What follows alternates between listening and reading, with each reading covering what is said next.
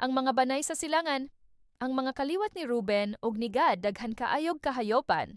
Sa pagkakita nila nga ang Jazer ug ang Gilead, angay buhian og mga hayop, miadto sila kang Moises, kang Eleazar nga pari og sa mga kadagkoan sa Israel ug miingon, ang Atarot, ang Dibon, ang Jazer, ang Nimra, ang Hesbon, ang Eleale, ang Sibma, ang Nebo ug ang Beon, ang mga dapit nga gilaglag sa Ginoo pinaagi sa katawhan sa Israel, maayong buhian og mga hayop ug kamo nasayod nga kami daghag kahayopan.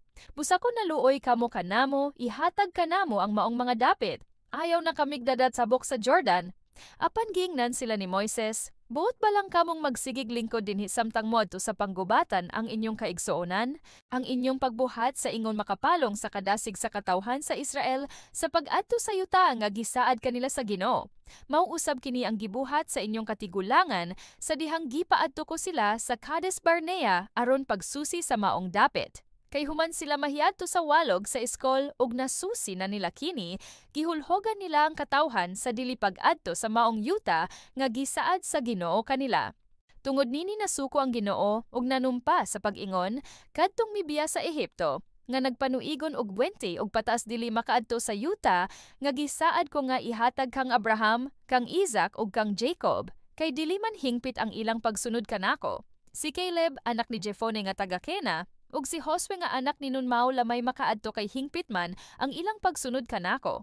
Misilaob ang kasuko sa Ginoo batok sa Israel, busa gipasaag-saag sila niya didto sa kamingawan sulod sa 40 ka tuig hangtod nga nahurot nagkamatay ang tanan nga nakasala sa Ginoo. Karon, kamo na usab ang mipuli sa inyong katigulangan. Dautan kamo og nagdugang lamang kamo sa kasuko sa Ginoo batok sa Israel.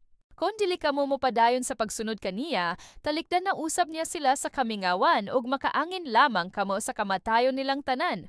Unya miingon sila kang Moises, magtukod kami dinhig mga turil sa among mga karnero ug mga syudad, alang sa among mga banay apan muban kami nga mag-una sa katawhan sa Israel. Ngadto sa panggubatan hangtod nga mahiluna na sila sa tagsa-tagsa nila kadapit. Ang amo lamang mga banay maoy among ibilin sa kinuta ang mga syudad aron mahilikay sila sa mga lumad nga lumulupyo sa maong mga dapit.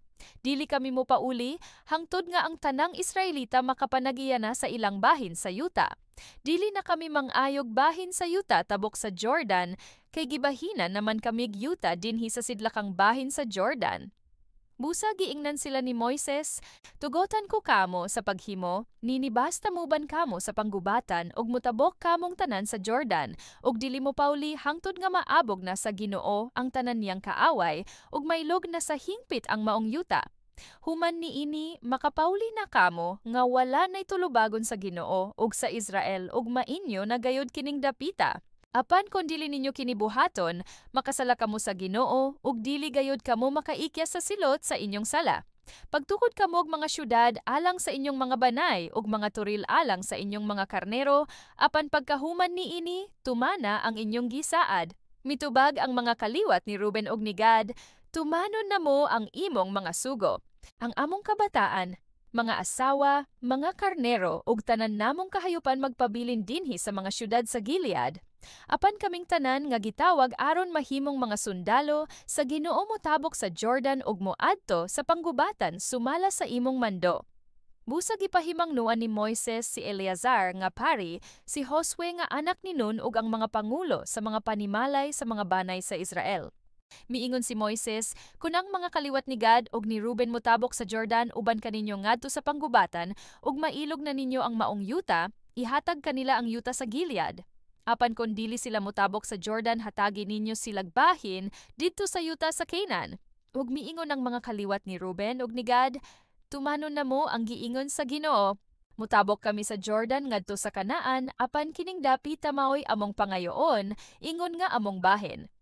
Busa gihatag ni Moises ngadto sa mga kaliwat ni Gad ug ni Ruben ug sa katunga sa banay ni Manasis nga anak ni Jose ang gingharian ni Sihon nga hari sa mga Amorihanon, ingon man ang gingharian ni Og nga hari sa Basan, lakip ang mga syudad ni ini ug ang mga kasikbit nga mga dapit. Gitukod pag-usab sa mga kaliwat ni Gad ang mga syudad nga kinutaan ug may mga turil sa mga karnero, Dibon, Atarot, Aroer, Etrotsophan, Jazer, Jebaa, Betnimra ug Betharan. Gitukod pag-usab sa mga kaliwat ni Ruben, ang Hesbon, Eleale, Kiriataim, Nebo ug Baalmeon, ang maong mga ngalan gipangilisan, ug ang Sibma ug gihatagan nilaglaing mga ngalan ang mga syudad nga ilang natukod. Ang mga kaliwat ni Makir nga anak ni Manases misulong sa Gilead ug giilog nila kinigikan sa mga Amorihanon. Busa gihatag ni Moises kang Makir ang Gilead ug dito na magpuyo si Makir. Sa laing bahin si Jair, laing anak ni Manases, misulong sa kabalangayan sa Gilead ug nailog niya ang maong mga balangay ug ginganlan niyag Habot Jair. Si Noba misulong usab sa Kenat ug sa kabalangayan, niini ug iya kining gingan lag Noba, agig pasidungog sa iyang ngalan.